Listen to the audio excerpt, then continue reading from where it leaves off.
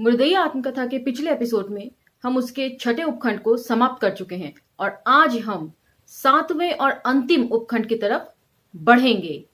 यदि आप जानना चाहते हैं कि छठे उपखंड में क्या हुआ तो स्क्रॉल डाउन करके आप सभी वीडियो सुन सकते हैं। चलिए सातवें उपखंड की तरफ चलते हैं। आभासी दुनिया के मेरे दोस्तों, शालिनी बोल रही हूं। जय भीम, हुल जौहार। सातवें उपखंड का विषय है आजमगढ़ में फाका कशी। 1 जुलाई 1964 मेरा 15वां सर्टिफिकेटिया जन्मदिन को घर से भागते हुए नटिनिया तथा जोगी पापा दो ऐसे व्यक्ति थे जिनसे होकर मैं एक अनिश्चित भविष्य के लिए रवाना हो गया था।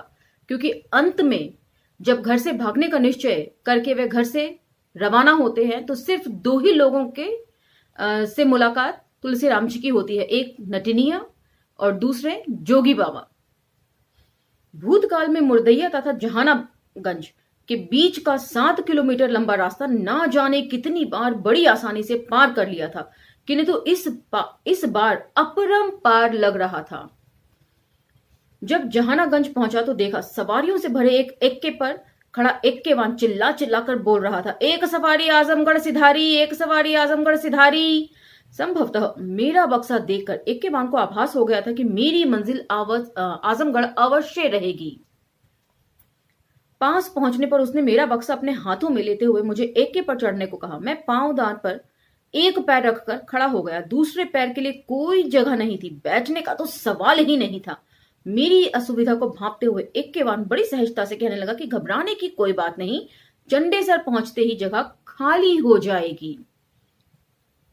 फिर आजमगढ़ तक मस्ती ही मस्ती। इसका अर्थ था कि जहानागंज और आजमगढ़ के बीच का आधा रास्ता खड़े खड़े नापना होगा। इस भगोड़ी यात्रा ने साबित कर दिया कि ज्ञान प्राप्त करना कोई आसान काम नहीं था। एक्का के पीछे एक पांव के सहारे पांवदान पर खड़े खड़े उस यात्रा से धाराशायी होने का खतरा हमेशा मौजूद था। सबसे ज्यादा व्यग्र करने वाली बात यह थी कि एक्के पर बैठे सारे लोग मुझे निरंतर घूर घूर कर देखते जा रहे थे। उनकी बेधती निगाहों से बचने के लिए मैं अपने सिर को बाएं दाएं फेरने में भी असमर्थ था, अन्यथा पांव का संतुलन बिगड़ने का खतरा झेल पाना असंभव हो जाता। एक्का जैसे जैसे आगे बढ़ता जाता मन में अनायास भावना उमड़ती कि पांवदान से उछलकर सीधे घोड़े पर सवार होकर चंपत हो जाऊं। यहां भी उन्हें बुद्ध जो घोड़े पर भागते हुए उसकी कल्पना वे कर रहे हैं कि उन्हीं की तरह मैं भी चंपत हो जाऊं। इसी मुद्रा में चंडेसर पहुंचने से थोड़ा पहले मुझे एक विशाल पीपल का पेड़ दिखाई दिया, जिसके नीचे 2 सप्ताह पूर्व कर्मवीर सिंह ने हाई स्कूल का परीक्षा फल सुनाया था। मन ही मन उसे दंडवत करते हुए मैं आगे निकल गया। चाहने की उत्कंठा के बावजूद एक्के की स्थिति ने मुझे मुड़कर एक बार फिर उसे देखने नहीं दिया। शायद उन्हें यह एहसास हो रहा था कि गौतम बुद्ध को भी पीपल के पेड़ के नीचे ही ज्ञान की प्राप्ति हुई और उनके बढ़िया रिजल्ट, प्रथम श्रेणी में उत्तीर्ण होने की खबर भी उन्हें पीपल के पेड़ के नीचे खड़े हुए ही मिली। तो कहीं ना कहीं वो सूत्र जोड़ रहे हैं ज्ञान प्राप्ति के। गौतम बुद्ध से अपना कंपैरिजन नहीं कर रहे, लेकिन जिस तरह ज्ञान प्राप्ति के लिए पीपल का पेड़ कितना आवश्यक है, शायद ये उनके मन में बैठ गई होगी बात। मुश्किल से 5 मिनट बाद चंडेसर आने पर एक्का वहीं रुक गया। खूब बड़ी चुरकी गठियाए एक आदमी एक्के से उतरते हुए एक्केवान से बोल पड़ा, एक फाटक बंद है। मुझे समझने में जरा भी देर नहीं लगी कि उसकी अन्योक्ति मेरी रोशनी विहीन आंख की तरफ थी। इसीलिए थोड़ी देर पहले वे जिक्र करते हैं कि सब लोग उन्हें घूर घूर कर देख रहे थे, इसी वजह से क्योंकि उन्हें हर जगह अपशकुन माना जाता था और जो लोग हैं वे यही सोच के घबरा रहे होंगे कि ये अपशकुनी जो है वो कैसे एक्का में चढ़ गए। दूर से शायद एक्कावान को आभास नहीं हो पाया कि उनकी एक आंख खराब है। जो भी हो, एक्कावान के वचनानुसार चंडेसर में मुझे बैठने के लिए जगह मिल गई। धरवाड़े मोड़ होते 1 घंटे के अंदर एक्का आजमगढ़ के घेरे टॉन्स नदी के किनारे स्थित सिधारी नामक स्थान पर रुक गया। सामने सिधारी का पुल था। उन दिनों पुल के आर पार स्थित आजमगढ़ शहर में एक्कों का प्रवेश वर्जित था, इसलिए सारे एक्के सिधारी पर ही रुक जाते थे। यही कारण था कि हमारा एक्केवान जहानागंज में एक सवारी आजमगढ़ सिधारी वाला नारा लगाया था। एक्के से उतरते ही नदी के उस पार आजमगढ़ का सिधारी बिजली घर दिखाई दिया, जहां अनगिनत खंभों पर अटकी गोल गोल घिर्रियों से गुजरती बिजली के जिंदा तारों को छूते ही साकार बना देने वाली मृत्यु की कल्पना दिमाग में कौंध गई। अभी ये सब सोच ही रहा था कि सिधारी के पुल को छूने वाली सड़क पर बिछी छोटी रेल लाइन की पटरियों के आर पार वाले फाटक बंद हो गए। कुछ ही पलों में मऊनाथ भंजन तथा शाहगंज के बीच सरपट दौड़ लगाने वाली अंग्रेजों के जमाने की कोयले से चलने वाली रेलगाड़ी बेहद शोर मचाती हुई मेरे सामने से गुजर गई। जीवन में पहली बार रेलगाड़ी का मेरी आंखों से होकर गुजरना स्वाभाविक रूप से कौतूहल पैदा कर देने वाला था। वे पहले भी बता चुके हैं कि जब अल्पायु में वे घर से भागते हैं कि कलकत्ता चले जाएंगे, लेकिन डर के मारे वापस लौट पड़ते हैं। तो उस वक्त भी उनके मन में यही ख्याल था कि पहली बार वे रेलगाड़ी को देखेंगे, रेल की पटरियों को देखेंगे, लेकिन डर के मारे वे वापस हो गए, जिसकी वजह से वे रेल को देख नहीं सके। हजार कल्पनाएं जाग उठी। उन्हीं में से एक कल्पना यह भी थी कि रेल इंजन के आविष्कारक जेम्स वॉट इसी गाड़ी में बैठे अगले स्टेशन यानी पलहनी पर अवश्य उतरे होंगे। प्रथम दृष्टया रेलगाड़ी बड़ी मनमोहिनी लगी थी। वह बार बार सामने से गुजरे ऐसा ख्याल सताने लगा। इन्हीं ख्यालों के बीच मैं एक रिक्शे पर बैठकर दलित हॉस्टल तलाशने मातबरगंज के लिए रवाना हो गया। ज्यों ही पुल से टॉन्स नदी का पानी मुझे दिखाई दिया, बचपन में ही रटी रटाई रामचरितमानस का अयोध्या कांड की यह पंक्ति, तमसा तीर निवास किए प्रथम दिवस रघुनाथ, मेरे मस्तिष्क में उतर गई। ऐसा माना जाता है कि इसी टॉन्स नदी को पुराने जमाने में तमसा कहा जाता था, जिसके किनारे वनवास के लिए जाते हुए मिथकीय राम ने पहला दिन बिताया था। तो यहां पर भी तुलसी राम जी राम के जो कैरेक्टर है, जो राम है, उन्हें मिथकीय बताते हैं। मिथक का मतलब होता है काल्पनिक, कि लोग ये होती तो काल्पनिक कहानियां हैं, लेकिन पीढ़ी दर पीढ़ी लोग एक दूसरे को सुनाते सुनाते इसको ऐसा आभास दे देते हैं कि ये असल जीवन में है, जबकि होती ये काल्पनिक है। यदि आप डिक्शनरी में भी मिथकीय यानी कि माइथोलॉजी का मतलब देखेंगे तो आपको समझ में आएगा कि मिथकीय का मतलब क्या होता है। वे काल्पनिक चरित्र जो धीरे धीरे धीरे धीरे समय बीतने के साथ साथ जिनको जीवंत रूप दे दिया गया। और यहां पर तुलसी राम जी ने स्पष्ट तौर पर राम के लिए मिथकीय शब्द का इस्तेमाल किया है।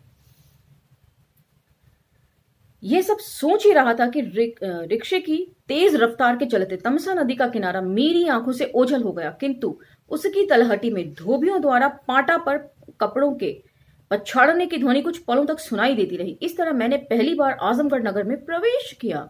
इस संदर्भ में उल्लेखनीय बात यह है कि महान बौद्ध भिक्षु सारिपुत्र की मृत्यु के बाद एक परंपरा के अनुसार उनका चीवर अर्थात पहनावा श्रावस्ती में गौतम बुद्ध के सामने प्रस्तुत किया गया, तो उन्होंने तत्काल उसकी शालीनता का वर्णन करते हुए कहा था कि जिस तरह कोई चांडाल लटियाए हुए बालों के साथ कंधे पर सिर को झुकाए पलकों को नम किए हुए नगर में प्रवेश करे, वैसे ही सारिपुत्र चलता था।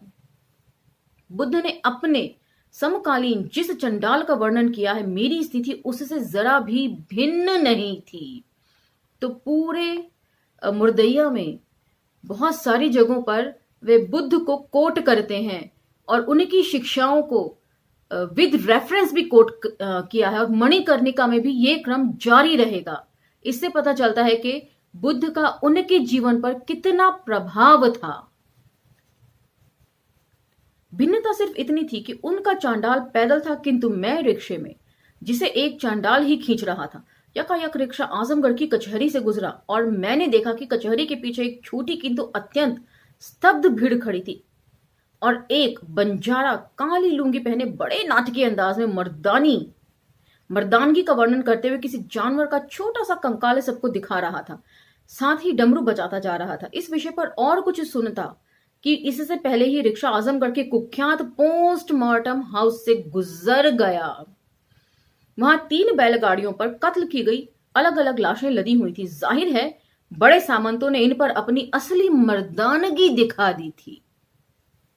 रिक्शे वाले ने मुझसे कहा कि साहब यहाँ रोज 8-10 कत्ल होते हैं, किंतु कतलियों का कुछ नहीं बिगड़ता क्योंकि वे सभी बड़े बड़े जमींदारों के बेटे होते हैं।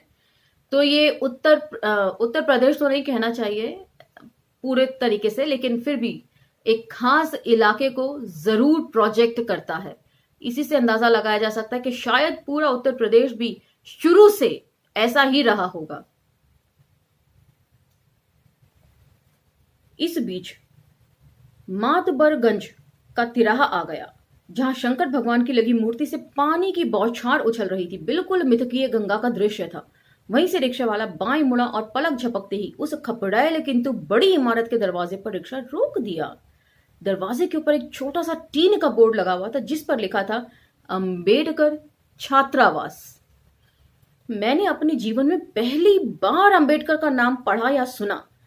राम खेलावन मामा जो इसी छात्रावास में रहते थे, उन्होंने भी अंबेडकर के बदले हरिजन छात्रावास मुझे बताया था। बोर्ड पर नाम पढ़ते ही मुझे लगा कि आजमगढ़ शहर का कोई व्यक्ति होगा जिसने दलितों के लिए छात्रावास बनवाया होगा। इन्हीं विचारों के साथ मैंने अंबेडकर छात्रावास में प्रवेश किया, जहां राम खेलावन मामा मेरे इंतजार में बैठे थे। तो यहां पर एक रोचक तथ्य है जो मैं आप लोगों से शेयर करना चाहूंगी।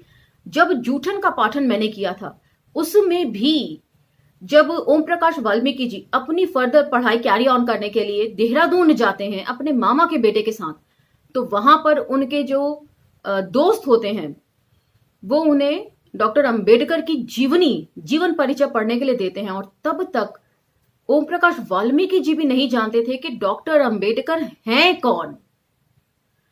तो यहां पर भी उसी चीज का जिक्र है। वहां पर ओम प्रकाश वाल्मीकि जी ने एक पैराग्राफ में बहुत खूबसूरती से इस बात का वर्णन किया है, जिसका क्रक्स निचोड़ ये था कि सभी संचार माध्यम इस नाम को मुझ तक पहुंचाने में असमर्थ थे और किसी भी पुस्तकालय में अंबेडकर साहित्य पढ़ने को नहीं मिला था। तो जहां गांधी, नेहरू और रविंद्रनाथ टैगोर और भी बाकी लोगों की पुस्तकें यूं ही मिल जाया करती थी, वहां अंबेडकर को कोई नहीं जानता था। यहां तक कि दलितों में भी उनका नाम कोई नहीं जानता था। और तुलसी राम जी ने भी पहले के उपखंडों में इस बात का जिक्र किया है कि जगजीवन राम जी को तो लोग जानते थे, लेकिन डॉक्टर अंबेडकर जी को कोई नहीं जानता था। मामा ने कहा कि आज आराम करूं और कल यानी 2 जुलाई 1964 को डीएवी कॉलेज चलकर 11वें दर्जे में नाम लिखा लूं। उस दिन शाम को मामा ने मेरी हाई स्कूल की मार्कशीट अटेस्ट करने के लिए आजमगढ़ के प्रसिद्ध कम्युनिस्ट नेता तेज बहादुर सिंह के पास ले गए, जो उस समय विधान परिषद के सदस्य थे और मातबरगंज में ही रहते थे। उनका मकान शंकर जी की मूर्ति वाले तिराहे के ठीक सामने वंश गोपाल लाल की दुकान का ऊपरी हिस्सा था। स्मरण रहे कि वही तेज बहादुर सिंह थे जिन्होंने 1942 के भारत छोड़ो आंदोलन के दौरान मेरे ननिहाल वाला तरमा का थाना फूंक दिया था। पहले भी जिक्र किया है कि जब वे ननिहाल गए तो उनके ननिहाल से थोड़ी सी दूरी पर एक थाना था जिसे 1942 के आंदोलन के दौरान फूंक डालने की कोशिश की गई थी। मार्कशीट अटेस्ट करने के बाद उन्होंने मुझे मिलते रहने के लिए कहा। तेज बहादुर सिंह पहले ऐसे नेता थे जिनसे व्यक्तिगत रूप से मेरी मुलाकात हुई। इसका परिणाम यह हुआ कि मेरा मार्क्सवादी प्रभाव में आना लगभग पक्का हो गया। दूसरे दिन डीएवी कॉलेज में मेरा दाखिला हो गया और 2-4 दिनों बाद कक्षाएं शुरू हो गई। इस कॉलेज में शीघ्र ही आश्चर्यचकित करने वाली बात यह लगी कि दोपहर के बाद चलने वाली कक्षाओं में अनेक अध्यापक सफेद कमीज पर खाकी हाफ पैंट पहनकर आते थे। आगे का जो वर्णन है वो बेहद रोचक है और ध्यान देने लायक है। अनेक छात्र भी वैसे ही आते थे। 5 बजे छुट्टी का घंटा बजते ही ये सभी कॉलेज के प्रांगण में लगने वाली आरएसएस राष्ट्रीय स्वयं सेवक संघ की शाखा में शामिल हो जाते थे। इस तरह शुरू हो जाती थी हिंदुत्व की उग्रवादी पाठशाला। उस वक्त भी जो स्वरूप था और जिस तेजी से हिंदुत्व के ऊपर काम किया जा रहा था, उस चीज का वर्णन आपको मुर्दैया के इस अंतिम उपखंड में मिलेगा। और उसके बाद जो वर्णन मणिकर्णिका में है वो तो सुनने लायक है। मैं तो सजेस्ट करूंगी कि किताब मंगवाइए और पढ़ डालिए।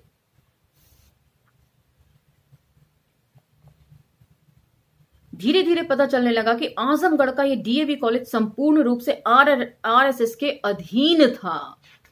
और डीएवी कॉलेज आज मेरे ख्याल से हर राज्य में है, हर जिले में आपको धीरे धीरे देखने को मिल जाएगा। और वहां किस तरह की शिक्षा दी जा रही है, इसका वर्णन बाखूबी इस वक्त मैं आप लोगों को पढ़कर सुना रही हूं। यद्यपि मैं इससे पहले आरएसएस के बारे में कुछ भी नहीं जानता था, किंतु इससे जुड़े हुए लोग कॉलेज के अंदर जिस तरह पेश आते थे, उससे मेरे अंदर घृणा का भाव बढ़ने लगा। आरएसएस से जुड़े मेरे अध्यापकों में एक थे राजमणि वर्मा, जो 11वीं कक्षा को अंग्रेजी पढ़ाते थे। वे पहले ही दिन कक्षा में आते ही आरएसएस का गुणगान करते हुए मुस्लिम समुदाय के विरुद्ध अनेक टिप्पणियां करने लगे। तो आज जो आप मुसलमानों के ऊपर हमले देखते हैं, मोब लिंचिंग देखते हैं, उसकी पृष्ठभूमि कितने समय पहले से तैयार शुरू हो गई थी। तो किस तरह काम करना चाहिए और कितना सब्र रखना चाहिए एक काम को करने के लिए, ये तो हमें संघ से सीखने की जरूरत है। हमारे लोगों को सब कुछ तुरंत चाहिए होता है, लेकिन उसके लिए जो धैर्य की जरूरत होती है वो हमारे लोगों में अभी नहीं है।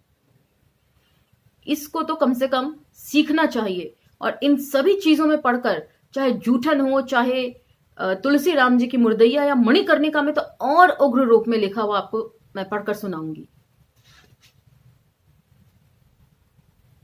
इस कड़ी में उन्होंने यह भी बताया कि मऊनाथ भंजन में किसी मुसलमान ने रामायण के विरुद्ध कुछ बोल दिया था, जिसके चलते उसे हिंदुओं ने जलाकर मार डाला था।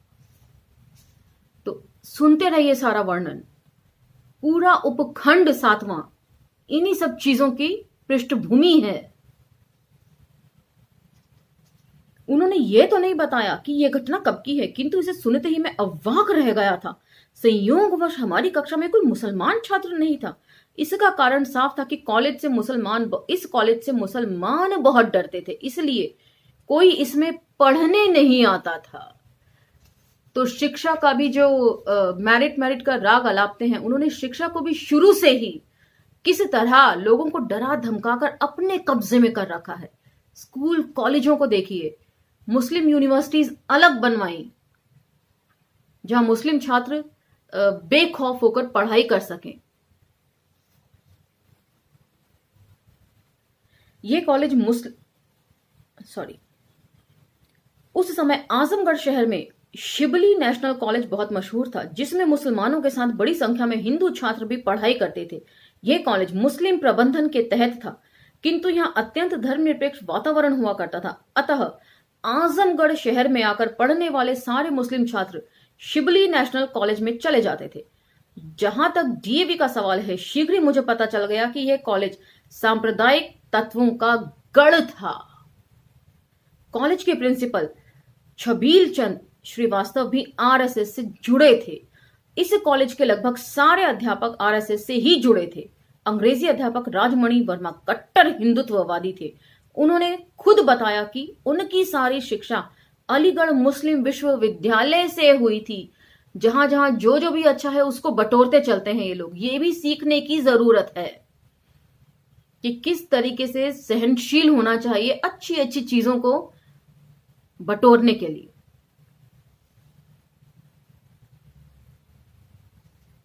किंतु अलीगढ़ का जिक्र आते ही उनकी वाणी मुस्लिम समुदाय के प्रति उग्रता का शिकार हो जाती। धीरे धीरे डीएवी कॉलेज के सांप्रदायिक वातावरण से मैं उबने लगा। कॉलेज में परेड करती आरएसएस की शाखाओं से होकर रास्ते में गुजरते हुए मैं अत्यंत भयभीत हो जाता। इसका एकमात्र कारण था शाखाइयों द्वारा भांजी जाने वाली लाठियों से निकलती हिंसात्मक भनभनाहट। वापस अंबेडकर हॉस्टल में झांकते हुए अजीब सा लगता था। इस तरह के हॉस्टलों की व्याख्या डॉक्टर अंबेडकर के संघर्षों के परिणाम स्वरूप देश भर में दलित छात्रों के लिए मुफ्त में की गई थी, ताकि छुआछूत के कारण ऐसे छात्रों के लिए किराए पर मकान न मिलने की समस्या को हल किया जा सके। और सिर्फ छात्रों के लिए क्यों, हम जूठन में पढ़ चुके हैं कि जब वे सब परिवार मकान की तलाश में निकलते हैं तो ओम प्रकाश वाल्मीकि जी को देहरादून जैसे जहां बड़े बड़े स्कूल कॉलेजेस हैं, पढ़े लिखे लोगों का जमघट रहता है, वहां भी जातिवाद के चलते उन्हें घर मिलना मुश्किल हो गया किराए का। किंतु ऐसे हॉस्टलों का उस समय नजारा कुछ और ही था। इन हॉस्टलों का मैनेजर प्राय कोई ना कोई स्थानीय दलित नेता हुआ करता था।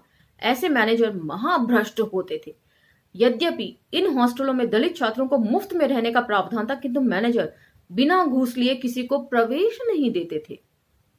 10 रुपए से लेकर 20 रुपए तक का दिया जाने वाला यह घूस सन 1964 के हिसाब से एक बड़ी धनराशि हुआ करती थी। मुझे भी 10 रुपया देकर प्रवेश दिया गया था। हॉस्टल के मैनेजर शुभचरण वियोगी बाबा साहब अंबेडकर द्वारा स्थापित रिपब्लिकन पार्टी के स्थानीय नेता थे। तो इसमें सिर्फ आरएसएस के स्वरूप का ही नहीं, अपने दलित नेताओं के करप्शन का भी पूरा पूरा ये स्वरूप आपको पेश करती है, उघाड़ के रखती है। कितना करप्शन हमारे दलित नेताओं में भी रहता है। अपने बच्चों को भी आगे बढ़ने से, जो 10 रुपया नहीं दे सकेगा वो पढ़ने के लिए भी कहीं जगह नहीं पा सकेगा। ऐसी सूरत में वो क्या करेगा? या तो फुटपाथ पे सोए या घर वापस चला जाए।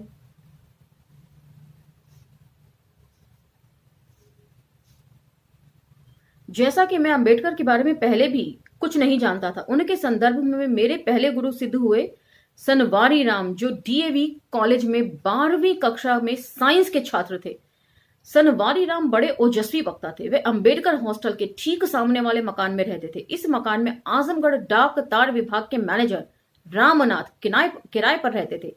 रामनाथ जी तार बाबू के नाम से जाने जाते थे। तार बाबू की पत्नी प्राइमरी स्कूल की अध्यापिका थीं। दोनों लोग बहुत सामाजिक व्यक्ति थे। सनवारी राम तार बाबू के बेटे विजय तथा भतीजे प्रहलाद को ट्यूशन देते थे, जिसके बदले वे उनके साथ उसी मकान में रहते थे। तो यहां पर उन्होंने तार बाबू ने अपने काबिलियत का इस्तेमाल किया मकान हासिल करने में। तो इसलिए काबिलियत होगी तो ही आपका काम होना संभव हो पाएगा, अन्यथा नहीं। या फिर रुपए पैसे से आप सक्षम हो, कुछ तो हो। और हमारा दलित समाज अभी इन दोनों ही चीजों में काफी कमतर है।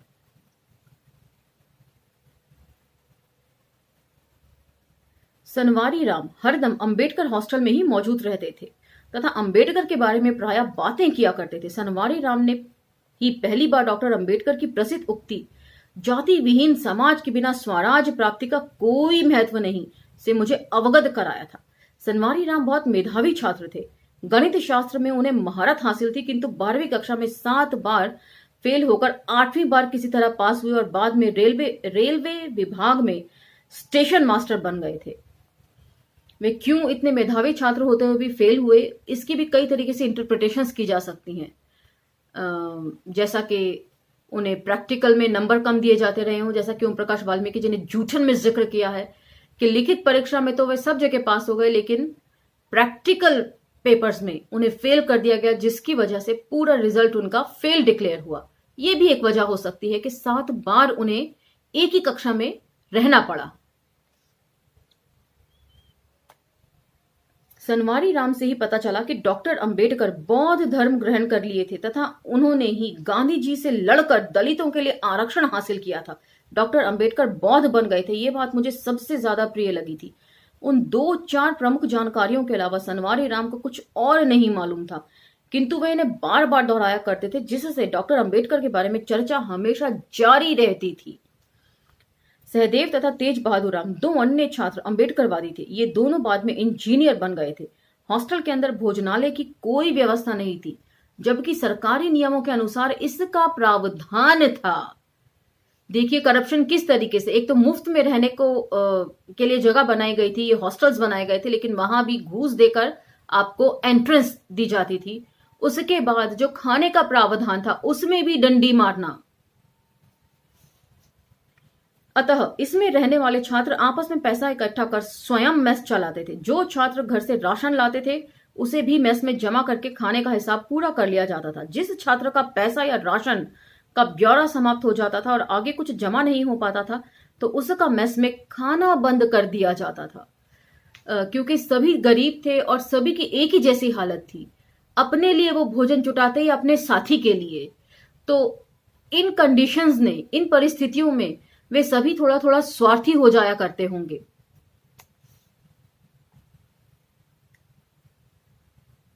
मेरा खाना भी मेस में प्रायः अनेक छात्रों के लिए यह एक विकट समस्या थी, क्योंकि वे सभी बहुत गरीब परिवारों से आते थे। मेरा खाना भी मेस में प्रायः बंद होने लगा। उस समय अंबेडकर हॉस्टल के सामने तार बाबू वाले मकान के बाईं तरफ एक बड़ी पकौड़ी की दुकान थी, जो ढुक्कू की पकौड़ी के नाम से मशहूर थी। दुकान के मालिक थे ढुक्कू, इसलिए उसका नाम पकौड़ी के नाम से जुड़ गया था। ढुक्कू जाति से तेली थे और स्वयं पालथी मारकर खौलती तेल की कढ़ाई के पास बैठकर बड़े पौने से कड़ाही छाना करते थे। ढुक्कू बड़ी तोंद वाले पुरुष थे, जो हमेशा सिर का बाल छिलवाए रहते थे। वे जीते जागते चीन के हंसते बुद्ध की तरह दिखाई देते थे। वे कई प्रकार की पकौड़ियों के साथ मीट भी पकाया करते थे। उनका पकाया हर माल बहुत स्वादिष्ट हुआ करता था। उनकी दुकान के ठीक बगल में आजमगढ़ का सबसे बड़ा ताड़ी खाना था, जहां आधी रात के बाद तक पियक्कड़ों की भीड़ जमा रहती थी, जिसके कारण ढुक्कू की दुकान सुपर हिट बन गई थी। देर रात तक ताड़ी खाना बंद होने तक नशे में चूर होकर ताड़ी खोर बहुत शोर मचाते तथा प्राय आपस में झगड़ पड़ते। अंबेडकर हॉस्टल के मेरे 2 साल के प्रवास के दौरान कोई रात ऐसी नहीं थी जबकि इन ताड़ी खोरों की पियक्कड़ी स्वर ना गूंजे हों। उनकी याद आने पर हरिवंश राय बच्चन की ये पंक्तियां बरबस ही याद आ जाती। गूंज उठी मदिरालय में लो पियो पियो की बोली।